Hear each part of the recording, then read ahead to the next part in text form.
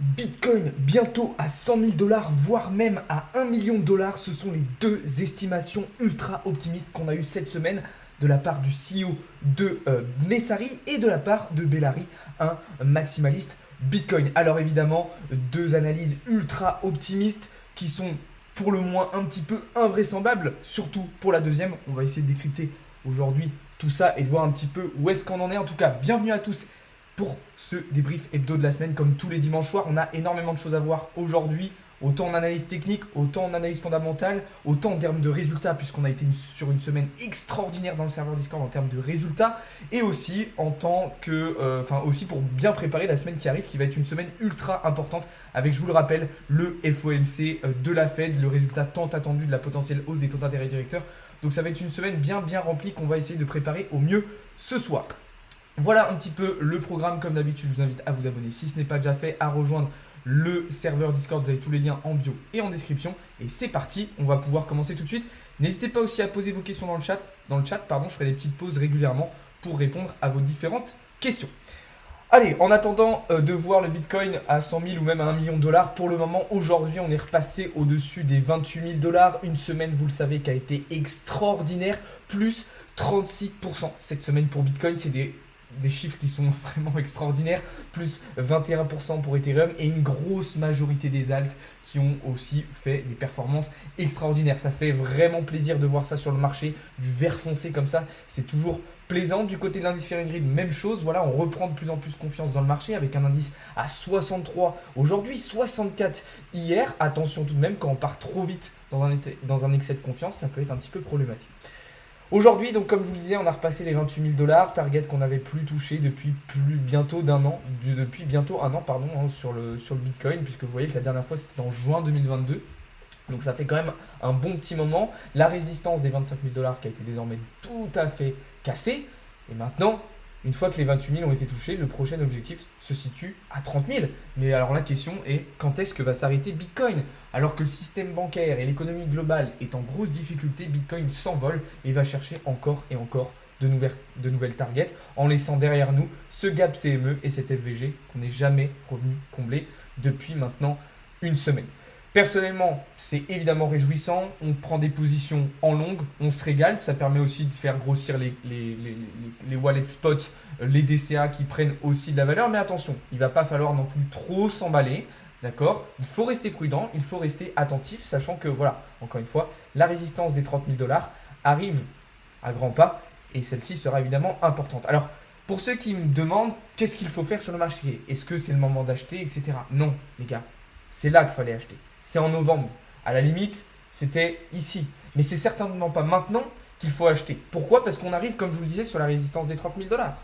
Et pour le moment, je ne suis pas dans un scénario où je vois Bitcoin passer ces 30 000 dollars. Si on passe les 30, alors là, c'est tout autre chose. Si on passe les 30, c'est toute la situation change du tout au tout. Mais pour le moment, tant qu'on est resté sous les 30, il n'y a aucun... il y a des probabilités, il y a des scénarios où on peut revenir à 15. C'est-à-dire que moi, c'était des scénarios d'ailleurs que je vous avais prévus et que je vous avais anticipé début d'année sur ma chaîne YouTube. Et je vous disais, c'est tout à fait possible qu'en 2023, on fasse un espèce d'hyper range entre les 15 000 et les 30 000 dollars. Et qu'on navigue comme ça jusqu'à 2024 entre les 15 000 et les 30 000 dollars. Pour le moment, ça semble très bien se passer. Donc c'est fort possible qu'on touche les 30 et puis que petit à petit, hop, on refasse le chemin inverse vers les 15. Et puis que voilà, on reparte comme ça. C'est tout à fait possible qu'on fasse un espèce d'hyper range de cette manière. En tout cas, ce qui est dur, c'est qu'au vu de la situation, ce qui est sûr, c'est qu'au vu de la situation, c'est très compliqué de lire, c'est très compliqué d'interpréter, c'est très compliqué de savoir ce qui va se passer. Donc franchement, toutes les personnes qui vont faire des scénarios, qui vont dire il va se passer ceci, il va se passer cela, ça sert à rien. Ça sert à rien. Personnellement, je suis incapable de vous dire exactement ce que va faire Bitcoin. Son comportement actuel est relativement surprenant, même si on le verra après, il y a des explications macroéconomiques, techniques, intrinsèques, externes, etc. Il y a certaines métriques qui peuvent expliquer effectivement ce comportement, mais ça reste quand même assez inattendu au vu du contexte global. Ok. Alors, on va revenir sur ce que je disais au début du live, au début de la vidéo, sur les deux estimations qui nous ont été données ce week-end. Le CEO de Messari, qui est donc une société d'analyse cryptographique, annonce, lui, le Bitcoin à plus de 100 000 dollars dans les 3 prochains mois, au vu de la situation actuelle et au vu du comportement du marché. Dans les 12 prochains mois, pardon. Pas 3 prochains mois, dans les 12 prochains mois. Alors, dans les 12 prochains mois, c'est pas une analyse qui est totalement déconnante. C'est-à-dire qu'effectivement, dans un an, on sera quasiment au prochain halving du Bitcoin. On sera au printemps 2024.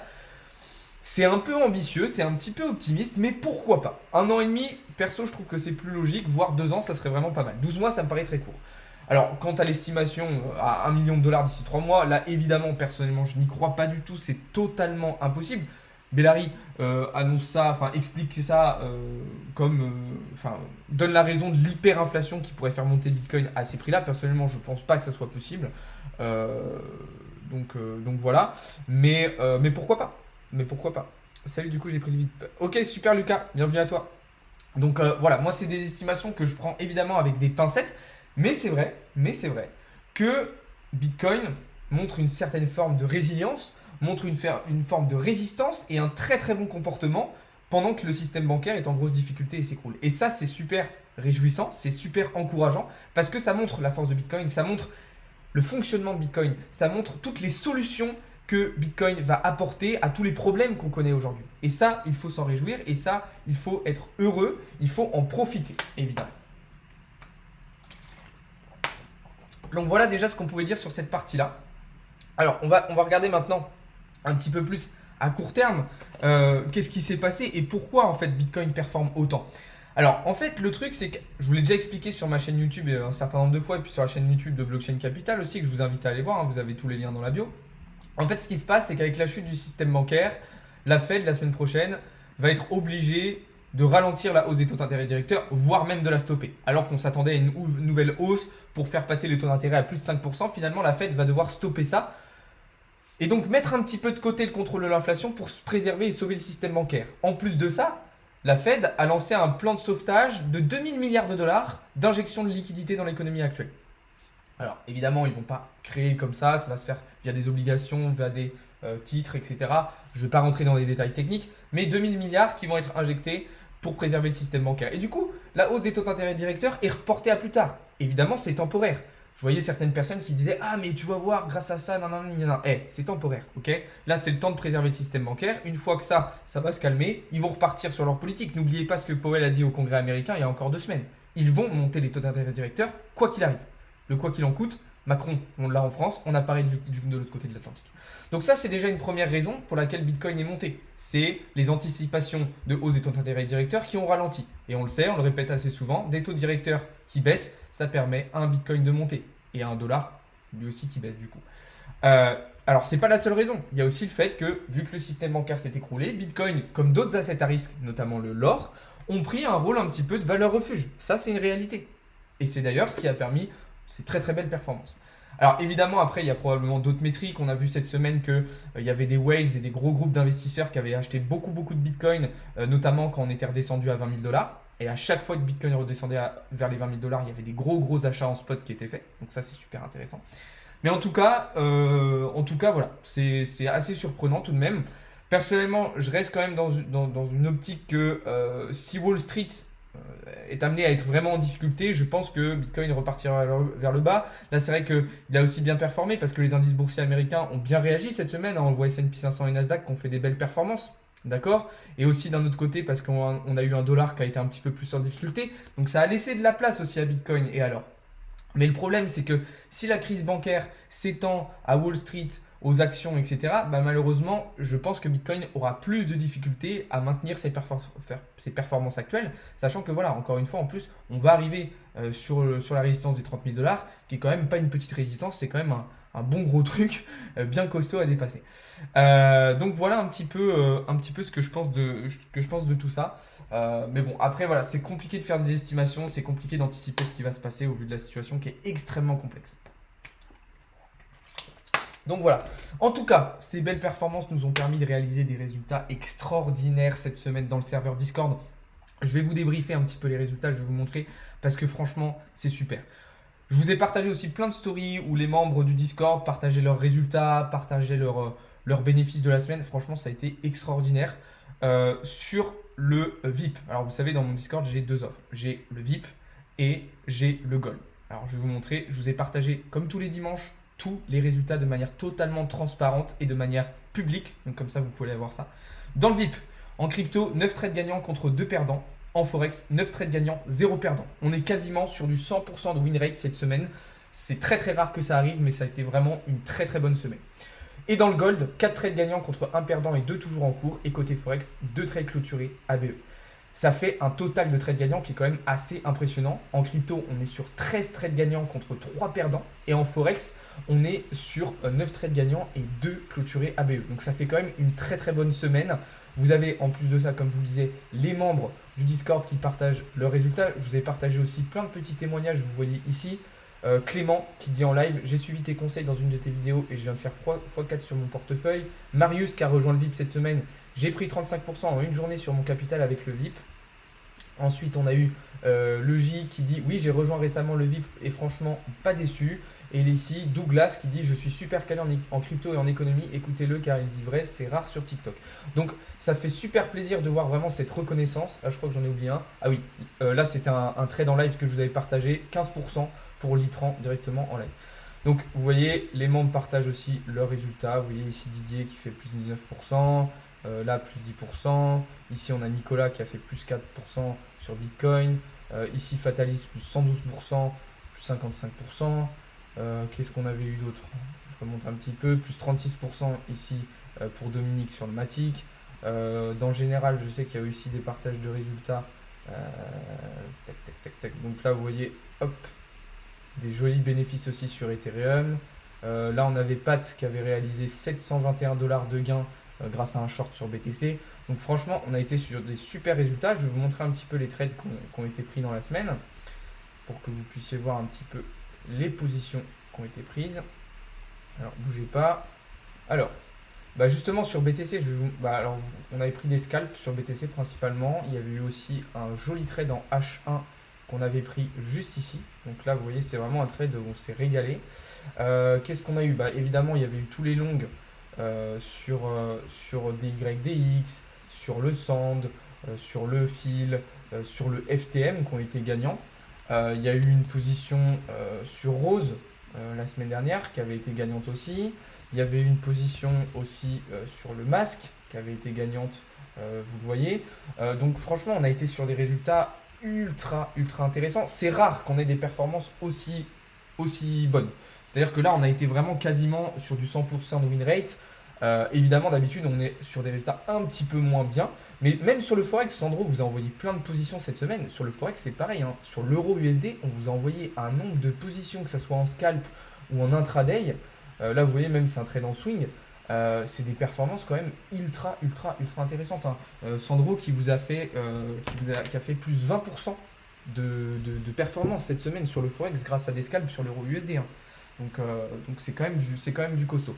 Donc pour tous ceux qui veulent venir rejoindre le Discord, rejoindre les Discord, pour tous ceux qui veulent venir profiter de ces belles performances, vous avez tous les liens dans la bio. On propose aussi du coaching pour ceux qui veulent apprendre avec nous, d'accord. Pour ceux qui veulent passer des prop firmes, alors nous on a passé un prop firme récemment avec Sandro, d'ailleurs on est en train d'en passer un deuxième pour vous montrer vraiment nos compétences. On vous propose aussi du coaching, de l'accompagnement pour vous aussi vous aider à passer prop firme.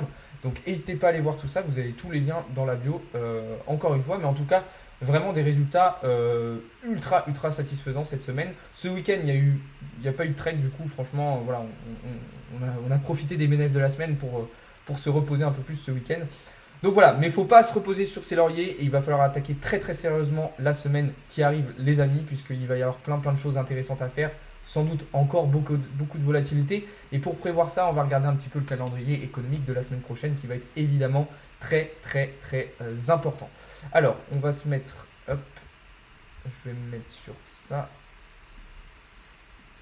Voilà, histoire qu'on ait les news principales. Alors, on commence dès demain avec une journée assez intéressante. Dès demain, puisqu'à 11h, on aura la balance commerciale de l'Union Européenne et à 15h, un discours de Christine Lagarde, enfin même deux discours, puisque un à 15h, un à 17h. On aura à 22h30 du côté américain le solde de réserve auprès des banques de la réserve fédérale, donc la Fed. Ça a un résultat évidemment qui sera très intéressant au vu de la crise bancaire que subissent les États-Unis actuellement. Mardi, Journée ultra importante, on aura l'inflation au Canada, un autre discours de Christine Lagarde, encore une fois de la Banque Centrale Européenne, mais la journée la plus importante de la semaine, ça sera mercredi avec encore un discours de Christine Lagarde, mais surtout le FOMC du soir à 19 h avec l'édition de la Fed sur les taux d'intérêt directeurs, des résultats qui vont tout changer et qui vont avoir évidemment un impact phénoménal à la fois sur les banques mais sur l'ensemble des marchés financiers. Évidemment, vous vous en doutez, on sera en live à ce moment-là pour suivre ces résultats en direct qui vont avoir beaucoup d'impact. Donc mercredi, vraiment la journée la plus importante de la semaine. Jeudi sera aussi très intéressant, vous vous en doutez, comme souvent les jeudis, puisqu'on aura comme d'habitude les inscriptions hebdomadaires au chômage aux États-Unis à 13 h 30, bien qu'il y aura d'autres résultats intéressants, mais ce sera le principal. Et on terminera la semaine vendredi avec les PMI manufacturiers et des services en France. Même chose en Union européenne. On aura d'ailleurs un sommet des dirigeants de l'Union européenne à 11 h vendredi matin. Et on aura pour le vendredi après-midi, pour bien terminer la semaine, des résultats aussi intéressants du côté des États-Unis, avec un discours de Boulard, membre du FOMC, les résultats du PMI services, et puis comme d'habitude, les positions nettes spéculatives sur les matières premières et les indices boursiers. Donc une semaine bien remplie, donc vous inquiétez pas, il va y avoir beaucoup de live cette semaine pour suivre ça en direct avec vous. Donc soyez présents parce que ça va être super intéressant. Donc voilà un petit peu le programme. Je regarde si j'ai pas oublié de vous annoncer certaines petites choses. On va revenir brièvement après sur les actualités de la semaine parce qu'il y en a eu quand même pas mal. On va terminer d'ailleurs avec les actualités de la semaine, mais avant ça je vais répondre un petit peu à vos questions parce que je vois qu'il y a eu beaucoup de questions dans le chat. Donc on va regarder un peu vos questions et puis après on fera un petit tour des actus de la semaine entre le Crédit Suisse, le potentiel rachat d'ailleurs ou non du Crédit Suisse, les résultats qu'a partagé la Banque Centrale Européenne, etc. T'inquiète Momo, j'ai enregistré de live, je vais mettre la rediff sur ma chaîne YouTube, après tu pourras aller voir la rediff. En tout cas, merci beaucoup à tous ceux qui sont présents sur le live, j'espère que vous avez passé un bon week-end encore une fois. N'hésitez pas à vous abonner, à rejoindre le Discord, etc. Vous avez tous les liens dans la bio, les amis. J'essaye de check un peu toutes vos questions. Bah, l'Ethereum prochaines années, bah, il va suivre Bitcoin de toute façon. C'est BTC TV Thomas. Exactement. J'espère qu'il va t'entendre et redescendre au 15K. Bah, moi personnellement, je pense toujours qu'on a. Enfin, personnellement, je pense pas qu'on a touché le bottom. Et je pense pas qu'on est reparti en bull run sur le marché crypto. 12 prochains mois à 100K, oh, je pense pas. Moi non plus, je pense pas, Thomas. Dis-moi si je place 10K, combien je remporte sur un an? Bah, tout dépend de ce que va faire le marché, Diego. On peut pas répondre à cette question. Ce qui est chaud, c'est que j'ai mis 3 quarts de ma thune à 26 400 à peu près. Ah ouais, c'est pas super ça, Flo. Moi, j'ai mes positions sur des scams qui veulent pas monter. Pourquoi tu te positionnes sur des scams, Aurélien? Il est l'or, mon seigneur. Comment ça, Hervé? À 30K, ça va être une guerre impitoyable. Ah ouais, quand on va arriver à 30K sur Bitcoin, ça va secouer. Le marché Forex repart normal vu la liquidité injectée dans l'économie. Exactement, l'économie mondiale en fait est un gros Ponzi. Le dollar est un gros Ponzi, c'est fou. Le BTC, bah là, il est bien parti pour aller jusqu'à 30. Il est bien parti pour aller jusqu'à 30. Salut Thomas, tu fais quoi comme salaire tous les mois? Oh, j'en ai marre de cette question. J'ai déjà dit, ma société dégage un chiffre d'affaires qui est variable et après, moi, je me reverse un salaire de cette société qui est lui aussi variable en fonction des dépenses que je vais avoir. Même j'ai maintenant 2 sociétés, donc si vous voulez, ça fait beaucoup quoi. Ça fait beaucoup de chiffres différents. Voilà. Tu places sur du court là. Ce week-end, non, j'ai pas pris de position à court terme. On verra ça à partir de demain matin dans la matinale trading. D'ailleurs, demain matin, rendez-vous à 8 h 30 les gars sur Twitch et TikTok pour la matinale trading comme d'habitude. Je pense pas qu'il va monter dès maintenant à 100 000 le Bitcoin. Non. Ça va et toi Aurélien? Tu viens d'où toi? Moi franchement, il faudrait se rencontrer. Bah avec plaisir Diego, moi je suis en France. Salut, tu as un master en finance. Non, Ahmed. Quel broker j'utilise? Pour les cryptos, j'utilise BitGet. Et pour le forex, j'utilise IronFX avec MetaTrader. C'est trop bien le profil, vous avez pris lequel? FTMO. Est-ce qu'avec un master en finance, on peut devenir trader indépendant? Oui, bien sûr. Après, c'est pas obligatoire, mais oui. Avec 20 balles sans levier, tu peux pas faire de longue. Si, tu peux acheter en spot, Flo. Mercredi, ça sera très volatile. Toute la semaine, je pense, on va avoir beaucoup de volatilité, à mon avis. Tu penses quoi de l'Avax? Avax, très intéressant, c'est un projet qui me plaît vraiment beaucoup. BTC, il peut remonter là au moins 28 500. Ouais, tout va dépendre de la clôture d'élite ce soir, hein. Moi, je suis en longue sur le sol d'ailleurs, mais ça mine. C'est trop rentable les scams, Alexandre. Moi, je touche pas aux scams, Aurélien. Je touche pas à ça. Il y a beaucoup d'altcoins qui ont de bonnes configurations haussières. Tout dépendra du BTC à 30K. Exactement, exactement. Là, on a une dominance du Bitcoin, je vous l'ai montré cette semaine, qui est très très haute. Mais c'est vrai que quand Bitcoin va commencer à se stabiliser un petit peu, ça va laisser davantage de place sur les alts qui vont eux pouvoir performer aussi de manière très intéressante. On galère à passer les 28K, donc le 30K n'est pas très envisageable. Bah on galère, moi je trouve qu'on est allé vite, il faut voir la clôture d'élite ce soir, mais là pour le moment on les a bien attaqués, hein.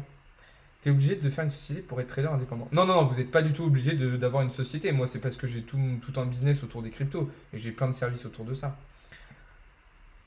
Bitcoin au million un jour. Personnellement, je pense que le Bitcoin n'atteindra jamais les 1 million de dollars. La clôture ce soir c'est 24 heures France. Comment ça 24 heures France? Salut frérot, dans tes précédentes vidéos, comme t'as pas fini ta phrase à 27.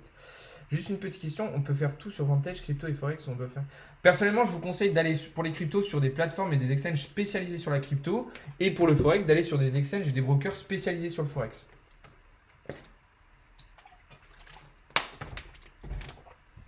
Salut, j'achète One à Harmony et je pense garder jusqu'à l'année prochaine. Penses-tu que ça va monter? Franchement, si t'achètes du One, Ersan, je te conseille même de le garder plus longtemps que juste l'année prochaine, hein.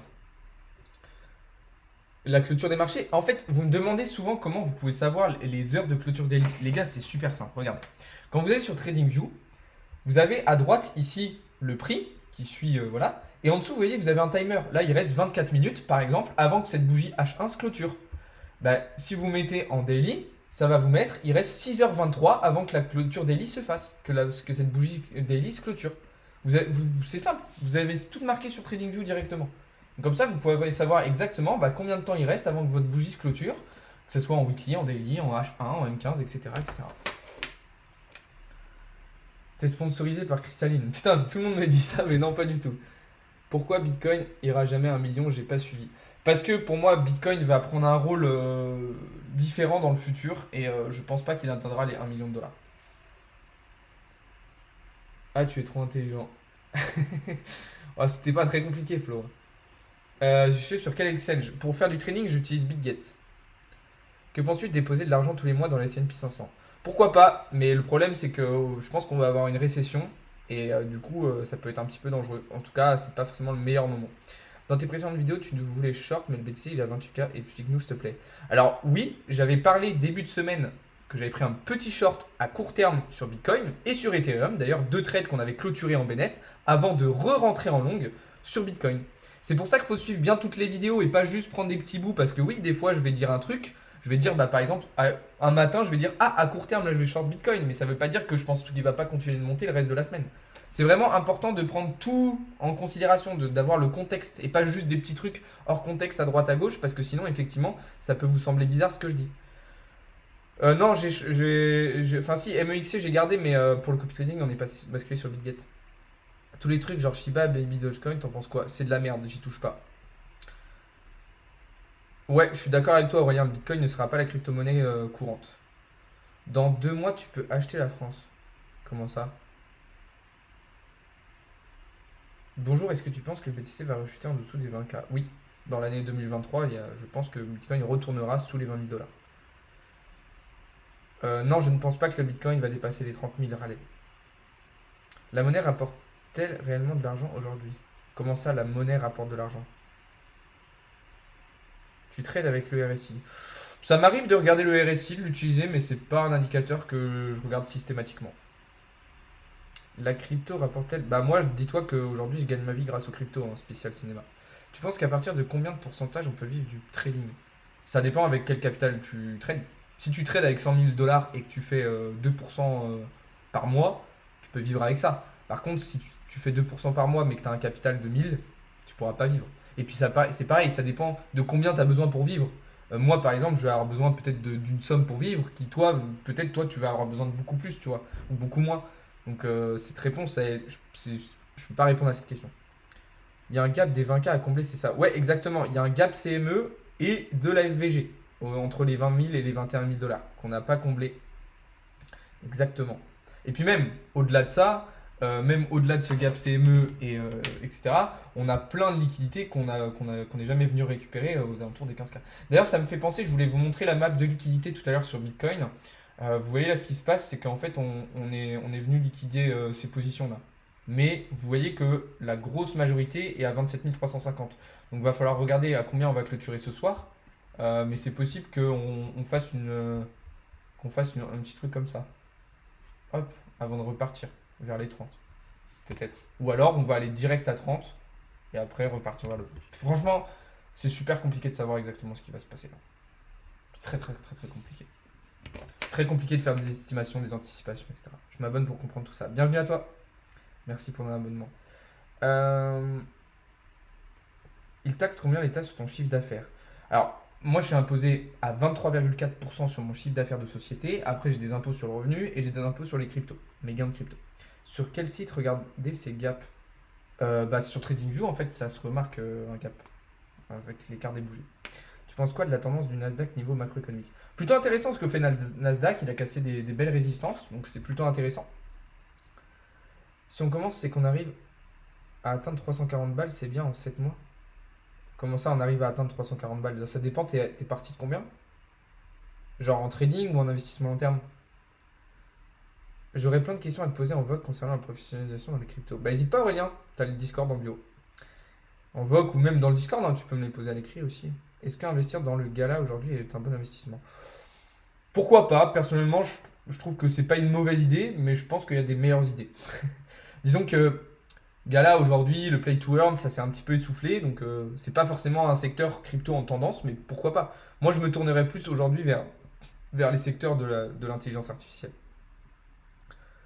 Yo Alex, alors ce dimanche? Bah écoute, tranquille, hein, c'était famille, repas, etc. Et là, un petit live, une petite réunion ce soir, le classico après, et puis on attaque la nouvelle semaine demain. Donc voilà. Bref les amis, je vais vous laisser là pour ce soir. On a fait 30 minutes de live, c'est cool. J'espère que vous avez passé un bon week-end. Je vous donne rendez-vous dans la soirée sur les différents serveurs Discord, sur les différents réseaux. Vous avez tous les liens dans la bio. Et puis sinon, on se retrouve dès demain matin à 8h30 pour la matinale trading comme d'habitude. Pour ceux qui n'ont pas pu suivre l'intégralité du live, je vais vous mettre la rediffusion juste après sur ma chaîne YouTube. Donc n'hésitez pas à aller voir ça. N'hésitez pas à vous abonner, encore une fois, à rejoindre les Discord. Merci beaucoup d'avoir été présent, merci pour vos questions. C'était un plaisir de discuter avec vous comme d'habitude. Et puis voilà, je vous souhaite à toutes et à tous une très bonne soirée. Bon courage pour ceux qui reprennent le boulot demain. Et puis voilà, ciao tout le monde, c'était Alex de Crypto Learning.